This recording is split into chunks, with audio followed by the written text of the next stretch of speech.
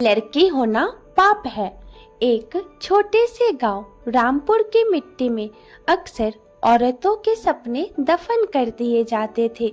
वहां के लोग कहते थे, लड़की ज्यादा बोले तो बदचलन, ज्यादा पढ़े तो बेशरम और ज्यादा सपने देखे तो पापिन। ऐसे ही माहौल में जन्मी थी सीमा, एक मासूम लेकिन बहुत होनहार लड़की। उसकी आंखों में डॉक्टर बनने का सपना था, पर समाज ने उस पर पाप का थप्पा लगा दिया। सुबह का समय, मिट्टी की झोपड़ी में माँ बर्तन धो रही है। सीमा स्कूल की कॉपी हाथ में लिए भागती आती है। सीमा उत्साहित होकर बोली, माँ माँ देखो ना, मास्टर जी ने कहा है मैं पूरे स्कूल में सबसे आगे हूँ। सरस्वती थोड़ा मुस्कुराते हुए बोली, सच में? अरे वाह मेरी बेटी, भगवान करे तू बहुत बड़ी बने। सीमा हंसते हुए बोली, मैं डॉक्टर बनूंगी माँ, बड़े बड़े अस्पताल में लोगों का इलाज करूंगी। सरस्वती थोड़ा चुप होकर बोली, पर बेटी तेरे बापू कहते हैं ज्यादा पढ़ाई लड़कियों के बस की नहीं है। सीमा मासूमियत से बोली, लेकिन माँ क्या लड़कियां डॉक्टर नहीं बन सकती? सरस्वती धीरे से बोली, बन सकती है, पर हमारे गांव की सोच अभी पुरानी है बेटी। यहाँ लड़की को किताब नहीं, चूल्हा संभालना सिखाया जाता है। सीमा के चेहरे की चमक थोड़ी फीकी पड़ जाती है। शाम को पिता हरिशंकर खेत से लौटते हैं। उनके हाथों में लकड़ी की लाठी है। हरिशंकर गुस्से में बोला, ये क्या सुना है मैंने, तू फिर स्कूल गई थी? सीमा कांपते हुए बोली, जी बापू, मास्टर जी ने कहा था कि। हरिशंकर बीच में टोकते हुए बोला, मास्टर जी तेरे पेट की रोटी देंगे क्या? लड़की का काम है घर संभालना, खेत नहीं। सरस्वती धीरे से बोली, पर जी पढ़ लिख लेगी तो शायद कोई सरकारी नौकरी। हरिशंकर चिल्लाकर बोला, चुप रह तू ही सिर पर चढ़ा रही है इसे। वह सीमा की किताबें उठाकर आग में फेंक देता है। सीमा रोते हुए बोली, बापू मत चलाओ, ये मेरी किताबें हैं। हरिशंकर कठोर स्वर में बोले, ये तेरे सपनों की आग है जो घर को जला देगी। आग की लपटों में सीमा की आंखों का ज्वाला जल उठता है। रात को सरस्वती धीरे से उसके पास आकर बोलती है, मत रो बेटी, मैं जानती हूँ तुझे कितना शौक है पढ़ाई का। मेरे भी सपने थे, लेकिन मेरे बापू ने कहा था लड़की का सपना मतलब अपशगुन। सीमा सिसकते हुए बोली, माँ क्या सच में लड़की होना पाप है? सरस्वती आंसू रोकते हुए बोली, नहीं बेटी, पर इस दुनिया ने इसे पाप बना दिया है। दोनों गले लगकर रो पड़ते हैं। साल बीत गए। सीमा अब 17 की हो चुकी थी। उसने छिप छिप कर पढ़ाई जारी रखी, पर एक दिन हरिशंकर खुश होकर बोला, देखो लाला जी का लड़का है राकेश, शहर में नौकरी करता है, रिश्ता पक्का कर दिया है। सीमा डरी हुई बोली, लेकिन बापू मैं अभी पढ़ना चाहती हूँ। हरिशंकर कड़क आवाज में बोला, और कितना पढ़ेगी? तेरे जैसी लड़की अगर घर में बैठी रही तो लोग ताने देंगे। लड़की जवान हो गई है, शादी कब होगी? सीमा रोते हुए बोली, बापू मुझे सपनों को मरते हुए देखना नहीं है। हरिशंकर कड़क स्वर में बोला, तो आंखें बंद कर ले, अब तेरी डोली जाएगी।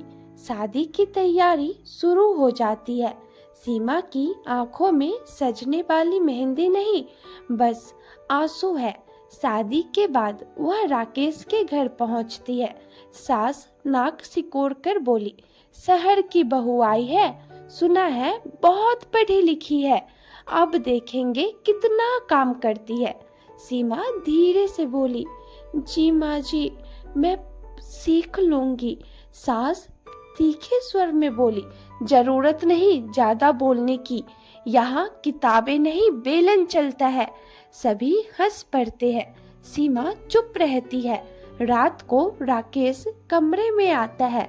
राकेश थोड़ा हंसते हुए बोला, सुनो, शादी के बाद अब ये किताब बंद कर दो। सीमा धीरे से बोली, पर मुझे पढ़ाई पूरी करनी है, डॉक्टर बनना मेरा सपना है। राकेश कड़क स्वर में बोला, शादी के बाद सपने नहीं जिम्मेदारियां निभाई जाती है। सीमा रोते हुए बोली, क्या शादी का मतलब अपने सपनों को मार देना होता है? राकेश गुस्से में बोला, हाँ, और ये आखिरी बार कह रहा हूँ, अब किताबों का नाम मत लेना। वह दरवाजा पटक कर चला जाता है। सीमा का दिल टूट जाता है। दिन, हफ्ते, महीने बीत गए। सीमा घर का हर काम करती है, पर उसके अंदर की आग अब राख बन चुकी थी। एक दिन मोहल्ले में सास का कोई जानने वाला आया। पड़ोसी मुस्कुरा कर बोली, अरे यही राकेश की बीबी है, बहुत सीधी लगती है। सास गर्व से बोली, हाँ, हमारी बहू ऐसी ही है, जीभ बंद, आंखें नीचे। सीमा चुप खड़ी रहती है, लेकिन अंदर कुछ टूटता है। रात में उसने आईने के सामने खड़े होकर खुद को देखा। आंखों के नीचे काले घेरे, माथे पर पसीना और होठों पर वही सवाल, क्या लड़की होना सच में पाप है? वह धीरे धीरे पागलपन की कगार पर पहुंच रही थी। एक दिन गांव के पास में स्कूल मास्टर जी आए। मास्टर जी सरस्वती से पूछे, सीमा कहाँ है? वो बहुत होशियार थी, मैंने उसे जिला की छात्रवृत्ति के लिए चुना है। सरस्वती आंसू भरकर बोली, वो ससुराल में है, वहाँ किताबों की जगह ताने मिलते हैं। मास्टर जी निराश होकर चले जाते हैं। उसी शाम सरस्वती के घर से खबर आई, माँ बीमार है। सीमा दौड़कर पहुंची। सीमा रोते हुए बोली, माँ क्या हुआ तुम्हें? सरस्वती कमजोर आवाज में बोली, कुछ नहीं बेटी, बस ये देखना है कि तू खुश है या नहीं। सीमा आंसू रोकते हुए बोली, माँ मैं खुश हूँ, झूठ बोलना भी सीख लिया है मैंने। सरस्वती सिसकते हुए बोली, मत बन बेटी, वो जो दुनिया तुझे बनाना चाहती है, तेरे अंदर की रोशनी को मत बुझने देना। कुछ ही पल में सरस्वती की सांसें थम जाती है। सीमा चिल्लाती है, माँ नहीं। उसकी चीखें पूरे गांव में गूंज उठती है। माँ के जाने के बाद सीमा बदल जाती है। उसने तय किया अब वो चुप नहीं रहेगी। वह रोज गांव के बच्चों को पढ़ाने लगी, छिपकर लड़कियों को सिखाने लगी, तुम पाप नहीं सकती हो। धीरे धीरे उसका नाम फैलने लगा। सास गुस्से में बोली, अब ये क्या स्कूल खोल रखा है तूने घर में, सब लड़कियों को बिगाड़ देगी। सीमा आंखों में ढीठता लेकर बोली, मैं किसी को नहीं बिगाड़ रही माँ जी, बस वो सिखा रही हूँ जो मुझे सिखाया नहीं गया। अपने हक के लिए बोलना। राकेश कड़क स्वर में बोला, तुझे समझ नहीं आता, मैं तेरे कदम तोड़ दूंगा अगर तू बाहर गई तो। सीमा शांत आवाज में बोली, कोशिश कर लेना, पर मेरी आत्मा अब आजाद है, उसे तुम कभी नहीं बांध सकते हो। कुछ महीनों में सीमा गांव की पहली महिला शिक्षक बन जाती है। लड़कियां अब खुले बाल में मुस्कुराहट के साथ स्कूल जाने लगी।